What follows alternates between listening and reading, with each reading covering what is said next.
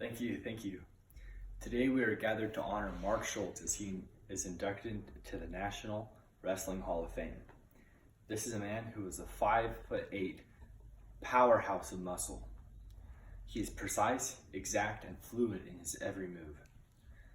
His personal drive, his commitment to God and his family, and his caring nature have carried him far in life.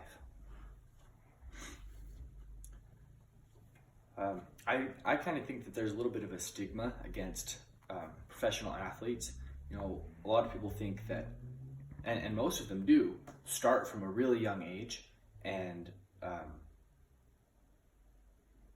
progress that way, and they have excellent coaches and just really an excellent record from the time that they're young.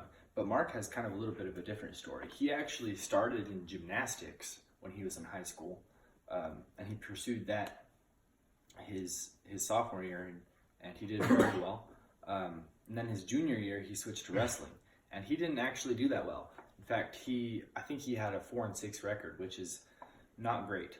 And then his senior year, he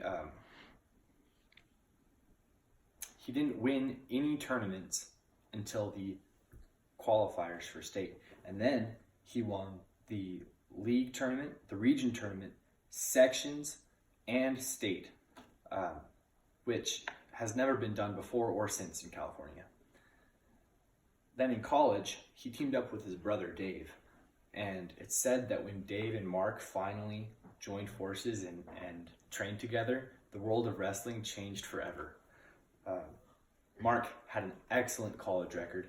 His freshman year, he went 18-8.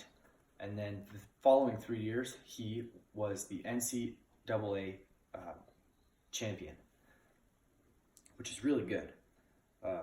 And his final year, he wrestled one of the best finals matches, the NCAA of all time. Later, he won the 1884 Olympics. And 2 years after that, he won 2 gold championships for the World Championships, which is just amazing. He holds the most world titles won by a U.S. wrestler ever. But what happens next is really what makes Mark great in my eyes. He took a job from John DuPont, an eccentric millionaire and would-be wrestling coach.